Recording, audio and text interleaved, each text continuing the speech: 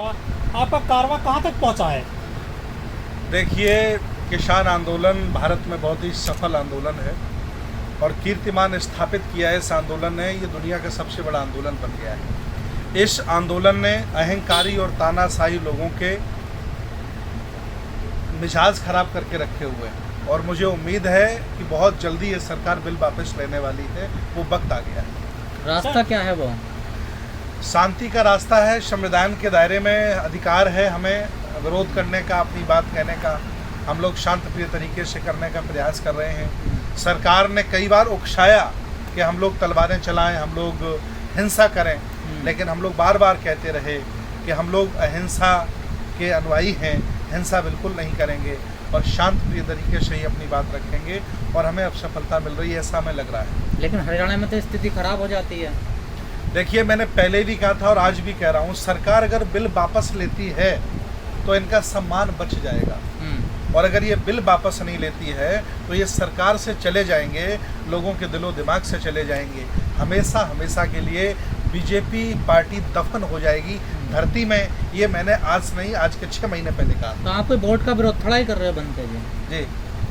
जो किसान यहाँ बैठे हैं वोट का विरोध थोड़ा ही कर रहे हैं कि बीजेपी को वोट मत देना? नहीं, बिल्कुल कर रहे हैं। क्यों नहीं कर रहे हैं? कोई किसान जो आंदोलित कर रहा है और जो किसान जुड़ा हुआ है वो एक भी बीजेपी को वोट नहीं करेगा। हो सकता है कि कोई बीजेपी का यहाँ छिपकर के दलाल बैठा हो, उसने आपको बयान दे दिया हो। न पूरे आंदोलन के लोग बीजेपी विरोधी हो गए हैं, आरएसएस विरोधी हो गए हैं। अभी मंदिरों में जाने के लिए मना कर रहे हैं। कितने लोग हैं वोट पर? 1500? अभी हजारों लोग बैठे हैं। अभी एक्चुअली कोरोना की वजह से वो जानबूझ के नहीं आ रहे थे, खेतों में काम लगा था, गन्ने में पानी लग रहा था। अब धीरे धीरे मुझे उम्मीद है कि अगले हफ्ते तक हर बॉर्डर पर 1-1 लाख आदमी आ जाएंगे। जी बनते जी, आप कहने की सरकार हम गिरा देंगे इसको जी, वोट नहीं देंगे जी। क्या 1000-2000 लोगों से सरकार गिर जाएगी? 1000-2000 नहीं, आंदोलन विश्वव्यापी है, पूरे देश व्यापी है। इस आंदोलन ने करोड़ों लोगों का दिलो दिमाग बदला है। आप परिणाम देख लीजिए। सरकार ने इतना पैसा बांटा, इतना पैसा बांटा, बंगाल में ये हार गए। मैं खुद बंगाल में गया था। किसानों ने कहा कि अगर वाकई आपके मन में ये है कि सरकार निकम्मी है तो मेरे साथ चलिए। मैं 20 दिन बंगाल में रहा और बड़ी मेहनत की। इन्होंने तो कई जगह पैसे भी पहुंचाए तो थे। बंगाल में बीजेपी की सरकार है जो हार गई? नहीं, सरकार भले ही उनकी नहीं थी, लेकिन सरकार बनी नहीं उनकी, बनने के चांस थे। जो 3-3, 2-2 बार मुख्यमंत्री ममता रह चुकी थी, उनका बहुत बड़ा विरोध था। अगर किसान आंदोलन इन्वॉल्व न होता तो बीजेपी सरकार अपनी बना देती। किसानों की बदौलत हारी? बिल्कुल बिल्कुल, किसानों की बदौलत सरकार। और किसानों की पार्टियों का तो सुपड़ा साफ हो गया, जमानत जब्त हो गई। कौन सी किसानों लेफ्ट पार्टी लड़ रही थी, उसके साथ कांग्रेस, एक तीसरा मोर्चा था। देखिए, हमने ये कहा लोगों से कि जो बीजेपी विरोधी वोट है उसको बांटिएगा नहीं। जब अगर हम वोट बांटते तो 2-4% लेफ्ट को मिल जाता, 2-4% और पार्टियों को मिल जाता, कुछ कांग्रेस को मिल जाता, कुछ बसपा वहाँ ले लेती, तो फिर बीजेपी हारती कैसे? सारे लोगों ने मन बना करके ममता को वोट कर दिया, बीजेपी हार गई। सर, हम चुनाव आ रहे हैं विधानसभा के 2022 में उत्तर प्रदेश में, यहाँ पर किसानों की क्या रणनीति लग रही है आपको? देखिए, बीजेपी के विरोध में जो पार्टी जीतेगी और जो मजबूत दिखेगी, हम सारे लोग उनका समर्थन करेंगे। ये हम किसान लोगों ने मन बनाया है, अवश्य मन बना लिया। और अगर ये बिल वापस नहीं करेंगे तो उत्तर प्रदेश के चुनाव में, दिल्ली के चुनाव में, पंजाब के चुनाव में हम लोग अपने वाहनों से गाँव जा करके बीजेपी बनाने का काम करेंगे। बनते जी, जिस व्यवस्था के खिलाफ आप लोग लड़ते हैं जी, पूरी दुनिया में जा जाकर प्रचार करते हैं, ज़्यादातर लोग उसी व्यवस्था के आंदोलन कर रहे हैं सरकार जी, और सरकार भी उसी व्यवस्था को लागू करना चाहती है। जी, जी। जो लोग आंदोलन कर रहे हैं, मैं मानता हूँ कि वो मनवादी व्यवस्था के लोग हैं, वो जातिवादी लोग हैं, वो संविधान की मुखालत करने वाले लोग नहीं हैं। लेकिन जब उनके ही लोगों ने उनकी हत्या कर दी, उनका दमन कर दिया, उनकी ज़मीन छीन ली, आज वो मजबूर हो गए हैं और वो ऐसा महसूस कर रहे हैं कि दुनिया में सबसे बड़ा अगर हमने पाप किया है तो बीजेपी को वोट दे करके किया है। कहाँ पाप मानो? तो कह रहे हैं कि काम थोड़ा सा गलत हुआ, इस पे पीछे हट जाए हम तो फिर वोट दे देंगे। नहीं, अगर अब पीछे भी हट जाएंगे और नहीं भी हटेंगे तब भी वोट नहीं करेगा। जो आप जाटों की बात कर रहे हो, कोई जाट वोट नहीं करेगा बीजेपी। फिर किसको करेगा? ये जो बीजेपी खुराएगा उसको वोट करेगा, लोकतंत्र है। लेकिन सर, जाति बहुत बड़ा फैक्टर लगती है वोट में। कोई फैक्टर नहीं रखती। एक्चुअली सब अजीत चौधरी को ये वोट देते थे। बीजेपी वालों ने जुमले किए, झूठ बोला, तो अजीत चौधरी की बजाय ये लोग बीजेपी में पहली बार गए हैं। इन्होंने कभी इनको वोट नहीं दिया है। ये तो हमेशा लोक दल के वोटर रहे हैं, पूरे जाट लोग। जी, पर लोक दल तो खत्म सी है सर। कोई खत्म नहीं है। ऐसा लग रहा है आपको, आपका नजरिया ऐसा है, क्योंकि आप कभी बीजेपी नजरिया नहीं सर, आंकड़े हैं ये तो ना सर। नहीं आंकड़े नहीं, एक्चुअली झूठ बोल करके लोगों ने लोगों को मूर्ख बना लिया।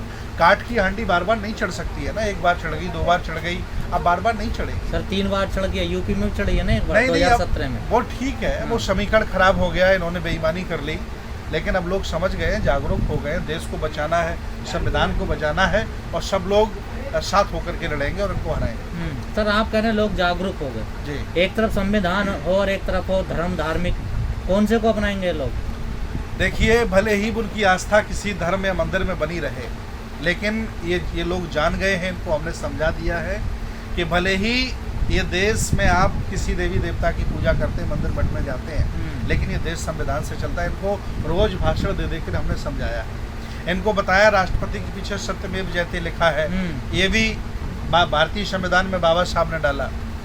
अगर आईपीएस के कंधे पर अगर अशोक का लाट में लगा हो तो उसे आईपीएस नहीं कहा जाता है, ये भी हमने इनको समझाया, संविधान से चलता है। मैंने कहा भले ही धंधान से मजबूत हो गए हो, 4 पैसे आपने कमा लिए हैं, थोड़ी मूछें आपने सेट कर ली हैं, थोड़ा जमीन आपकी हो गई, तो आप राजपूत नहीं हो गए हो।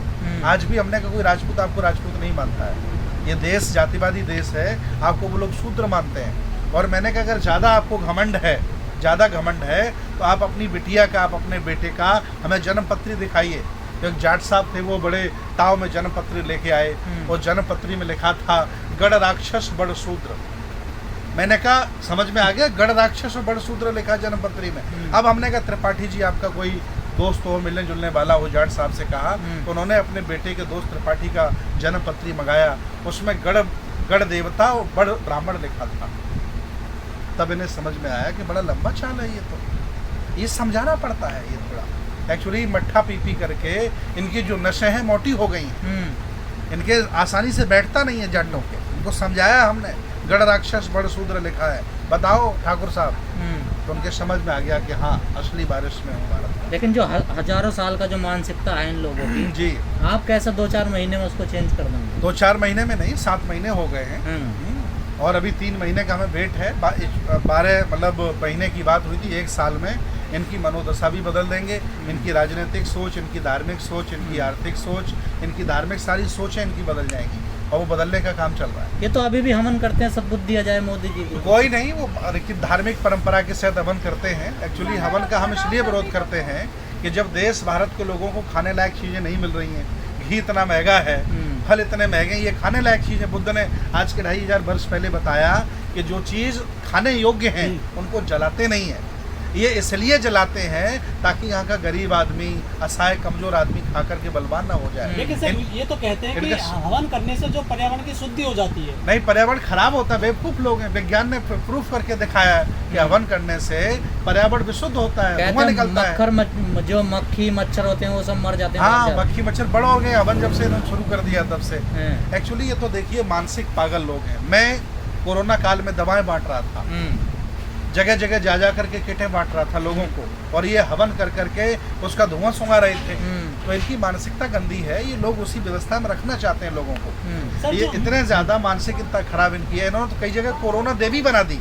पुलिस ने जाकर के कोरोना देवी के मंदिर को तोड़ा है। तो ये लोग तो अवसर में आपदा तलाशने वाले लोग हैं। ये तो मोदी जी ने कहा था सर। हाँ, मोदी जी ने कहा था, इसलिए लोग कर रहे हैं ना। डॉक्टरों ने बड़ा अच्छा कमाया। एक्चुअली सबसे दुख का नज़ारा तब होता है जब व्यक्ति की मृत्यु हो जाती है, वो शमशान में जलाने के लिए जाता है। लेकिन मैं बता दूं, धर्म के ठेकेदारों ने एक व्यक्ति को जलाने के 20-20 हज़ार रुपये लिए, और उस पर लकड़ी डालने के 10-10 हज़ार रुपये लिए। मेरे पास ऐसे 100 लोग हैं जिन्होंने कहा कि मेरे चाचा की डेथ हो गई थी बनते जी, मुझे अंदर नहीं ले जाने दे रहे थे, तब मैंने लकड़ी डालने के 10,000 रुपये दिए थे, तब मुझे डेड बॉडी पर लकड़ी डालने दी। तो इन्होंने आपदा में अवसर, मोदी जी का इन्होंने बहुत अच्छा प्रयोग किया है। भंते जी, जो बाबा रामदेव हैं, जो योग गुरु बताए जाते हैं, वो कहते हैं कि जो एलोपैथी है, चिकित्सा पद्धति है, वो ठीक से काम नहीं कर रही है, वो लूट रहे हैं। देखिए, बाबा रामदेव एलोपैथी का विरोध तब करें जब वो पहली आँख अपनी ठीक कर लें। योगा इतने दिनों से कर रहे हैं, उन्होंने अपनी कानी आँख को पूरी आँख नहीं बना पाया। भाई इतने दिनों से वो दवा बेच रहे हैं, तो अपनी आँख ठीक कर लेते। जब बाबा अपनी कानी आँख ठीक नहीं कर पाए तो एलोपैथी पर रोक नहीं लगानी चाहिए। और एलोपैथी परंपरा तो जीवक के ज़माने की है। कहाँ भगवान बुद्ध का, तक्षशिला का सीखा हुआ बौद्ध भिक्षु जीवक पढ़कर के तक्षशिला से आया था और उन्होंने उस जमाने में ऑपरेशन किया था सम्राट अजातशत्रु के पिताजी के खानदान में, परिवार में। तो उस समय से ये एलोपैथी चली आई, आयुर्वेदिक थी। इन्होंने सर एक बयान दिया था कि किसी में औकात नहीं जो मुझे गिरफ्तार कर ले, वो ऐसा कैसे बोल देते हैं, गैर संवैधानिक बातें। देखिए, हो सकता है कि उन्होंने उस समय एलोवेरा ज़्यादा पी लिया हो। जब एलोवेरा ज़्यादा पी लेते हैं तो दिमाग ख़राब हो जाता है, और ख़ासतौर से बाबा रामदेव का एलोवेरा, तो हो सकता है उन्होंने अपना एलोवेरा ज़्यादा पी लिया हो, दिमाग ख़राब हो गया हो उनको। और इस तरह का अभिमान घमंड व्यक्ति में तब आता है जब उसका बुरे दिन आ जाते हैं। बंदे जी, आपने अभी कहा कि लस्सी पी पी का मोटी होगी इनकी नसें जी, वही तो सरकार कह रही है कि समझ में नहीं आता, इनमें दिमाग नहीं है। देखिए, सरकार अपमानित कर रही है, मैं अपमान नहीं करूँगा। लोगों ने हमसे कहा कि ये बहुत सताते हैं असहाय कमज़ोर लोगों को, इनके साथ गुनाह करते हैं, आप आंदोलन का साथ क्यों दे रहे हो। तो मैंने लोगों से कहा था कि अगर कुत्ता काट ले तो कुत्ते को नहीं काटा जाता है। ठीक है, वो मेरे साथ अन्याय करते हैं, मुझे चूड़ा चमार कहते हैं, आज भी मुझे अपने साथ बैठाल करके खाट पर नहीं बैठालते हैं, मेरे साथ रोटी बेटी के संबंध या खाने वाने पर ही अपने घर पे नहीं बुलाते हैं, अपना हुक्का हमें नहीं छूने देते हैं। आज भी उनके मन में जातिवाद है, लेकिन आज वो पीड़ित हैं, सताए गए हैं। संविधान को बचाने के लिए, देश को बचाने के लिए अगर वो रोड पे आए हैं तो मेरी जिम्मेदारी उनका हम साथ दें। एक्चुअली दोष इन जाटों का नहीं है, दोष व्यवस्था का है, जो व्यवस्था इन पर थोपी गई है कई हजार सालों से। इन्हें बताया गया तुम ऊंचे हो तुम नीचे हो, जबकि खून दोनों का एक है। तब इनकी जाति कहाँ चली जाती है जब जाट के लड़के को एक वाल्मीकि का खून चढ़ा दिया जाता है। ये मानसिकता है। और इसी जाति, देखिए, इस देश में छात्र लोगों ने आप लोगों को जातियों बांट करके शोषण किया, और आज भी इस देश का बहुसंख्यक समाज जातिवादी है, जातियों में बटा है। कितना ही वो लंबी लंबी बातें करे, फिर भी वो जब बेटी की शादी करता है, बेटे की तो जाति में तलाशता है। मैं 25 साल पुराने अम्बेडकरवादी और 30 साल पुराने बुद्धिस्ट लोगों की कहानी बताऊं, जब ये अपनी शादी करते हैं परिवार में तो अपना जाति गोत्र ढूंढते हैं। तो मेरी समझ में नहीं आता कि ये अम्बेडकरवादी थे कैसे, बुद्धिस्ट थे कैसे, फिर ये जाटों पर आरोप कैसे लगा सकते हैं। भाई, वो तो बेचारे विचारधारा से भी नहीं जुड़े हैं, वो तो मनवादी व्यवस्था में फंसे हैं, फिर वो कैसे गैर जातिवादी हो जाए। जब ये जातिवादी अम्बेडकरवादी 20 साल का जातिवादी है, नंबर 1 का जातिवादी है, वो शेड्यूल कास्ट में भी शादियां नहीं करता है, अपनी जाति तलाशता है, तो उनसे कैसे अपेक्षा की जा सकती है। जी, तो खराबियाँ दोनों जगह हैं। नहीं, खराबी बिल्कुल है, दोनों जगह खराबियाँ हैं। हम तो चाहते हैं, बाबा साहब का सपना था कि एक राष्ट्र हो, एक देश हो, एक जाति हो, एक समाज हो, और आदमी की मेधा और आदमी की बुद्धिमत्ता के अनुसार उस आदमी को मौके दिए जाएं, अधिकार दिया जाए, ऐसा होना चाहिए। तो क्या बनते जी, जो कल्पना थी बाबा साहब की, कभी पूरी हो पाएगी वो? देखिए, कल्पनाएं पूरी होती भी हैं, नहीं भी होती हैं, और व्यक्ति कल्पनाएं करता है, उसकी नींव तो डाल देता है, लेकिन उस पर महल बनाना और उसको जन जन तक पहुंचाना उसकी जमात की जिम्मेदारी होती है। मैं तो कहता हूं, ये लोग खुद मरे हुए हैं। अकेले जो बाबा साहब कर गए, ये करोड़ों लोग मिलकर के उसको बचा नहीं पा रहे हैं। करना तो छोड़ो, तो बताइए इनसे ज़्यादा मरा हुआ कौन है? जो अकेले इतना कर गया हो, उसको ये बचा नहीं पा रहे हैं। और इनसे बात करिए तो इनकी नाकों से आग निकलती है, घमंड अभिमान से भरे होते हैं। ये किसी भी व्यक्ति का सम्मान करना नहीं जानते, कभी कभी मुझे भी ये सम्मान नहीं देते हैं। तो सबसे ज़्यादा पतित तो यही लोग हैं कि अपने पुरखे की विरासत नहीं बचा पा रहे हैं। सर, आप विरासत बचाने की बात कर रहे हैं, ओबीसी समाज को रिजर्वेशन मिला हुआ, और सबसे ज़्यादा विरोध रिजर्वेशन का ओबीसी समाज करता है। ओबीसी को रिजर्वेशन मिला है, ये बहुत लेट मिला है। बाबा साहब ने संविधान के दायरे में उस जमाने में शेड्यूल कास्ट का रिजर्वेशन करा लिया था। ये तो मंडल कमीशन अभी लागू हुआ है। एक्चुअली है क्या, देखिए, असहाय कमजोर सामाजिक राजनीतिक और शैक्षणिक जो पिछड़े लोग होते हैं, उनके लिए रिजर्वेशन की व्यवस्था भारतीय संविधान में की गई है। उसे भी हम संशोधन कर सकते हैं, ये भी अधिकार दिया गया है। भारतीय लोकतंत्र को संसद भवन को दिया गया है, राज्यसभा लोकसभा को दिया गया है। लेकिन आरक्षण का लाभ लेकर के आरक्षण के जनक को भूल जाते हैं और उससे नफरत कर लेते हैं। इससे ज़्यादा दोगलीपन की बात क्या है? भाई, जिनकी वजह से आरक्षण मिला हो, मैं तो कह रहा हूँ जिनकी वजह से पानी मिला हो, जिसकी वजह से कपड़े मिले हों, जिनकी वजह से बराबर बैठने का सम्मान मिला हो, लोग वहाँ दोगलियाई दे रहे हैं, उनको नहीं मार रहे, उनका सम्मान नहीं दे रहे हैं। और ये तो चलिए घर मकान दुकान से पैसे वाले हैं, इनको भूत लगा दिया गया कि तुम देश के राजा हो, ठाकुर हो, तो ये ठाकुर बन गए। जब इनके समझ में आया कि असली ठाकुर हम नहीं, असली ठाकुर तो कोई और है। कहाँ सर समझ में आएगा? अखिलेश यादव का घर को गौमूत्र से धोया गया, उसका पूरी तरह साफ कराया गया, वो फिर भी जाके कुंभ में डुबकी लगाते हैं। हाँ, देखिए, देश धर्म निरपेक्ष है। आपका धर्म कोई भी हो सकता है और किसी धर्म को आप ना माने चलेगा, लेकिन भारतीय लोकतंत्र में ये देश धर्मनिरपेक्ष है। वह कोई अम्बेडकरवादी परिवार से नहीं आता है, जैनिज्म परंपरा से, सिखिज्म परंपरा से नहीं आता है। वो मनुवादी परिवार की, खानदान की औलाद है अखिलेश यादव। तो आप कैसे अपेक्षा करते हैं कि वो कुंभ में डुबकी न लगाए? धर्मनिरपेक्ष देश है, बौद्ध धर्म का भी सम्मान करता है, हिंदू धर्म का भी सम्मान करता है, और मुसलमानों के यहाँ जाकर के टोपी भी लगा लेता है। लेकिन जो ठेकेदार हैं वो तो नहीं मानते ना उनको। कौन ठेकेदार? जो भी हिंदू धर्म के ठेकेदार हैं ना जी, उन्होंने तो उनके घर को साफ करवाया, धुलवाया, पवित्र। वो मानसिकता है, वो जातिवादी मानसिकता है, वो उनका दोष है। वो व्यवस्था को मानते हैं, अखिलेश यादव को वो शूद्र मानते हैं, इसलिए उसका घर धुलवाया है। लेकिन अखिलेश यादव संविधान के धर्मनिरपेक्ष भारत को मानता है, तो वो सबका सम्मान करता है। ये तो जनता तय करेगी कौन सही किया कौन गलत किया।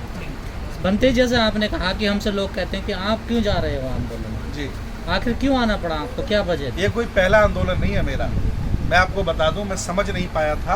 अन्ना आंदोलन में भी मैं आया था। उस समय लोग हमें नहीं जानते थे। मैं 6 दिन केजरीवाल और प्रशांत भूषण और ये क्या नाम से सिसोदिया और योगेंद्र यादव, इनके साथ में 6 दिन रहा था वहाँ। इसलिए मैं रहा था कि जब भी कोई परिवर्तन होता है भारत में, और जो लोगों के हित में होता है, जनमानस के हित में होता है, कोई सही आवाज़ उठाई जाती है, तो मैं उनका साथ देता हूँ। ये मेरी जिम्मेदारी, मेरे जागरूक होने का ये प्रमाण है कि जब भी कुछ अच्छा होता है, परिवर्तन होता है, तो मैं उनका साथ देता हूँ। लेकिन मुझे पता नहीं था कि अन्ना हजारे RSS का भेजा हुआ आदमी है।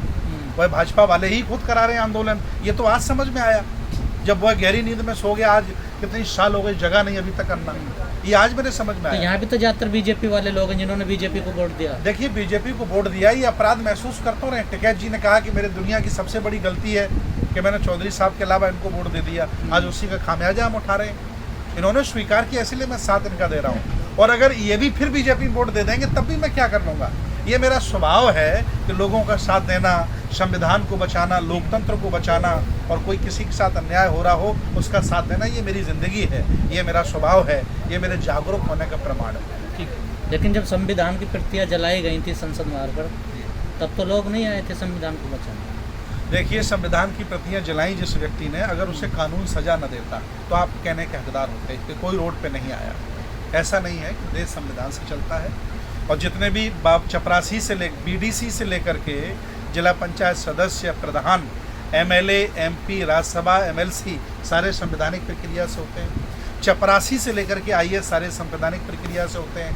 पूरा कोर्ट कचहरी से लेकर के बैनामा एनामा जितना भी सब संवैधानिक प्रक्रिया चलता है, तो सारे लोग संविधान में विश्वास करते हैं। और नहीं करते होते तो संविधान अब तक बदल गया होता। ये कहना आपका ठीक नहीं है कि लोग संविधान विश्वास नहीं करते। तो संविधान के खिलाफ भी कौन खड़ा है? अगर कोई मानसिक विकृति का व्यक्ति संविधान जला रहा है, पुलिस उसे जेल भेज दे रही है। नहीं, विश्वास कम होता नहीं जा रहा बनते जी, आपको नजर नहीं आ रहा? किस पर? संविधान पर। तमाम लोग संविधान बदलने की बात करते हैं। वो संविधान जो बदलने की बात करते हैं, वो किसी कैडर के विद्यार्थी होते हैं। जैसे मुसलमान जिहादी बना देते हैं लोगों को, वो इस्लाम को बचाने के लिए जिहाद कर देते हैं, अपनी आत्महत्या कर लेते हैं। तो वैसे ही एक और पाठशाला होगी जो संविधान के विरोध में काम करती है, जो देश में कोई और तरह का रंग और तरह की व्यवस्था लागू करना चाहती है। उसका कोई विकृत मानसिकता का व्यक्ति होगा जो ये कहता होगा। न देश संविधान की रक्षा में फल फूल रहा है, आगे बढ़ रहा है। चाय बेचने वाला भी अगर प्रधानमंत्री बन रहा है तो संविधान की वजह से बन रहा है। न याद रखना, सिंधिया के खानदान का प्रधानमंत्री होता और किसी रजवाड़े का खानदान का प्रधानमंत्री होता, मोदी चाय बेचने वाला प्रधानमंत्री नहीं होता। ये संविधान की वजह से हो रहा है। Thank you.